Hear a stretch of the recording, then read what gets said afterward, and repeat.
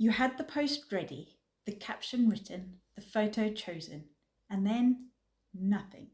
You talked yourself out of it again. And by morning, you were scrolling somebody else's grid, wondering how they're already so far ahead. Here's the truth. You didn't bottle it. You were ambushed. And there are 5 very specific culprits. I work with women, usually midlife mums, who are building businesses online. Smart women, capable women, women who know exactly what they need to be doing and still somehow can't bring themselves to do it. You know what you need to do. Post more, sell more, show up consistently. So why can't you just do it? Everyone else seems to manage. Here's the honest answer.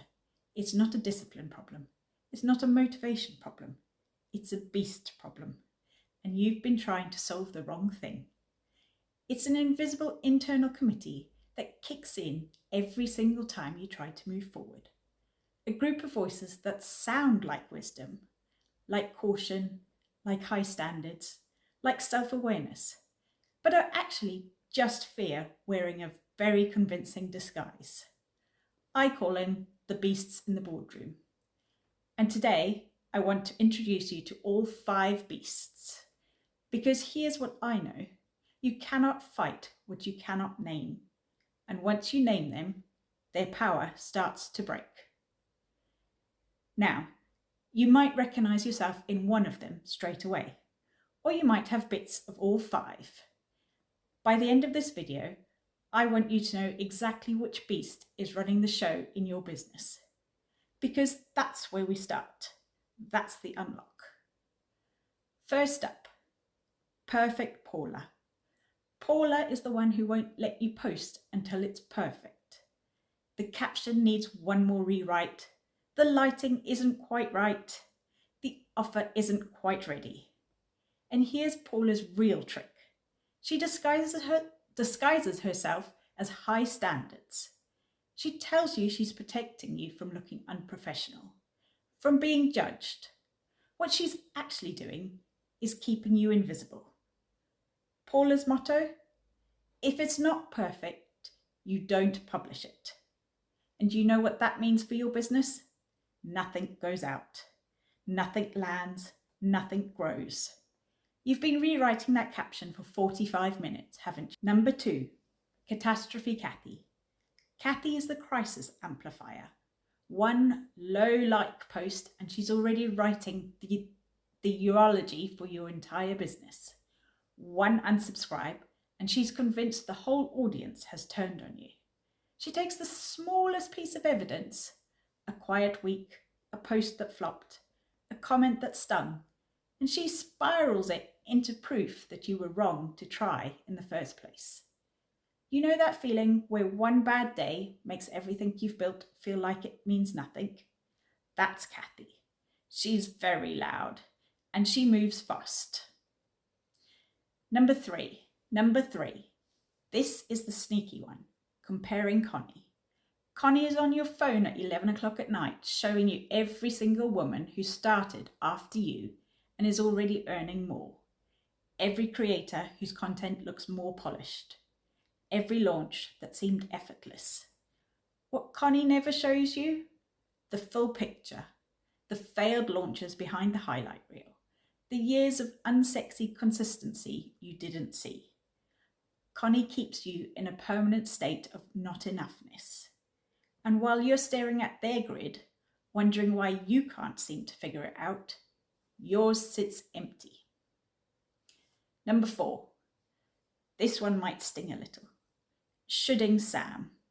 Sam is the rule maker. She's decided, based on no actual evidence, how far along you should be by now. You should have more followers by now. You should be making money by now. You should already know this.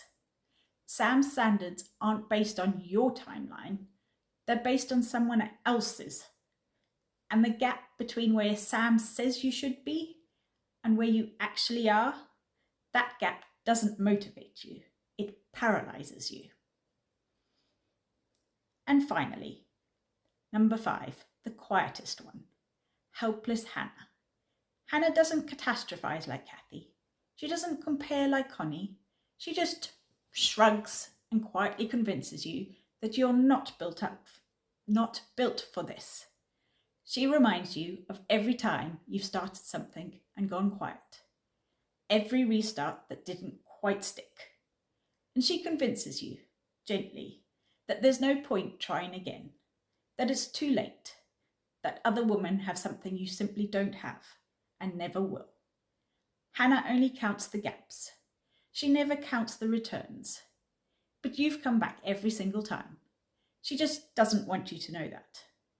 Hannah makes starting feel pointless. Here's what I need you to hear. None of this is a flaw in who you are. These beasts are not your personality. They're not evidence that you're too sensitive, too old, or too late. They're not proof that you're not cut out for this.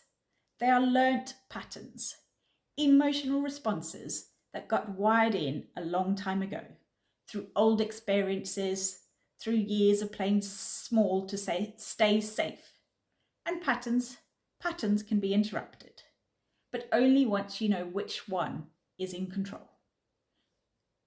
Here's what I need you to hear. The reason you've been stuck isn't that you need more discipline. It isn't that you need to want it more. It isn't that you haven't found the right strategy yet. You've been trying to solve the strategy problem with strategy, but this was never a strategy problem. It's a beast problem. And once you know which beast is loudest, you can finally do something about it. Now, you might have recognized yourself in one of those straight away, or you might be sitting there thinking, I have all 5. I do. Here's how to know for sure. I've built a free quiz.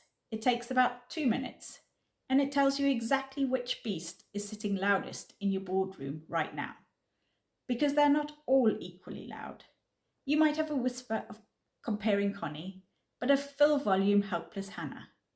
You might think you're dealing with perfectionism when actually it's catastrophizing. The quiz cuts through the noise. It gives you a name and a starting point. Link is in the description. Take it today. Because your beast has had the morning shift long enough, it's time to call them out.